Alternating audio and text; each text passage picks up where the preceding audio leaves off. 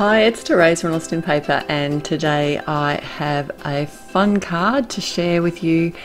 This is a release for Altenew, and this is an amazing background stamp. It's called Mega Succulent, and it is massive. It fits the whole front of a card pretty much.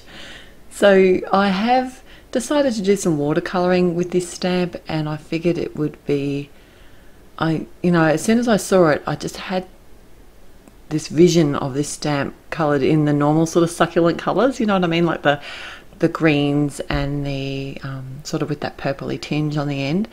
And I was wondering how I could get that look, and I ended up deciding that I'd emboss it. And then I was in two minds whether I do it in black or white. And then I remembered that I had this fluorescent green embossing powder from Altenew, and this is perfect. So it's almost like a no-line colouring, watercolouring, but with a embossed edge. So it makes watercolouring really easy because the embossed edge, especially when everything, because this is all basically going to be coloured in the one colour, just with different highlights and lowlights and some shading. So by having the embossed edges and watercolouring, it's really easy to do.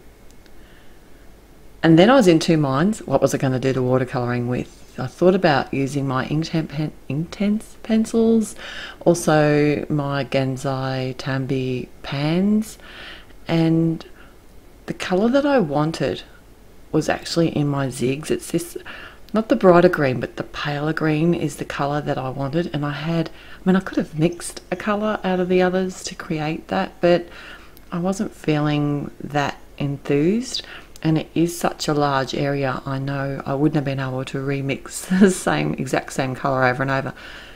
So I decided to do the Zigs purely because of the colours that I had. I wasn't really sure how they were going to go because I've used Zigs on watercolour cardstock before and not with a lot of success. But what I'm thinking now is that was the actual watercolour cardstock that I was using.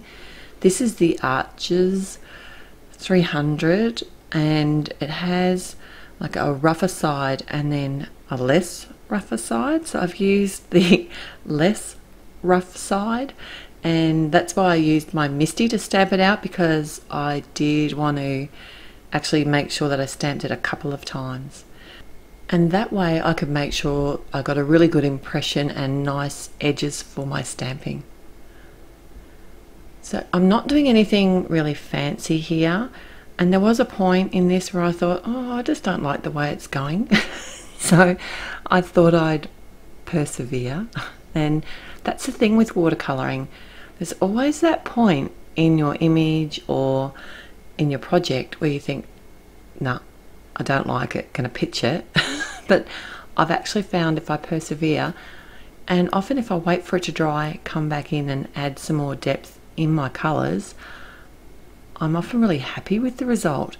And to be honest, the more depth and layers that you add, I found the better that the image usually will look. And you know what? If it hadn't have worked, it wasn't going to matter.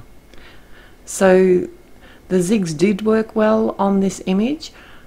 I didn't do big areas at a time. I find that with the Zigs, if I try and get a bit too enthusiastic and do like a large area, that they don't blend so well. So by doing sort of, I don't know, are they petals? Leaves. They'd have to be leaves, wouldn't they, on these succulents?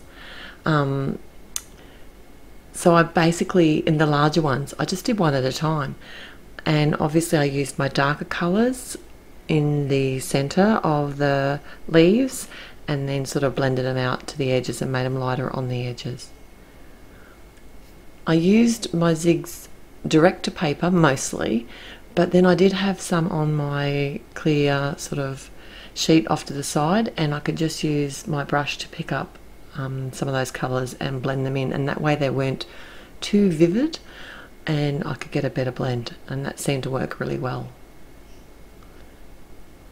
So this is, like I said, this is a release hop, so there will be giveaways and lots to win.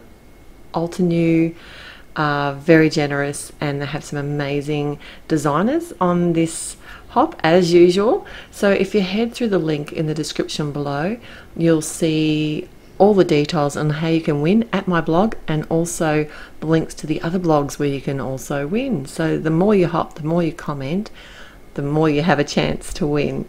So it's worth it to hop along, and also to see some of the amazing projects that the other creators have made. Right, so I did set this aside to dry. I didn't want to hit it with my heat tool because it has got the embossed edges, but I could have if I had wanted to, just being quite gentle with it.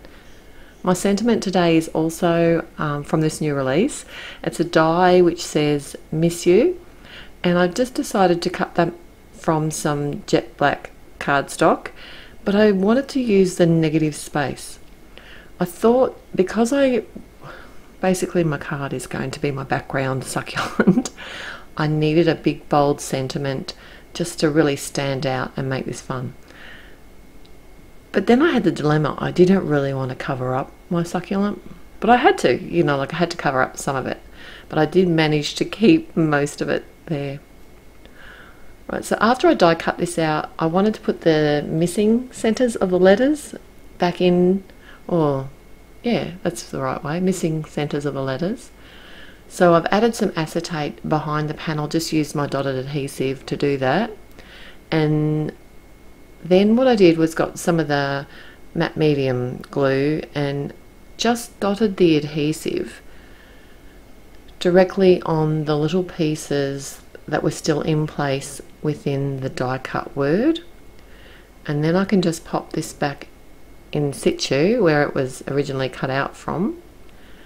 And then I did set that aside to dry. I did wait quite a while for it to dry because I didn't want to, because I know that anything on that plastic or on the acetate does take that bit longer. And then I just came in and gently peeled away the original sentiment and held the letters in place just using my craft knife. So I've cut my piece of cardstock down, the succulent piece, to fit a square, and I think my finished card size is about 14 centimeters square, if not maybe just a bit over.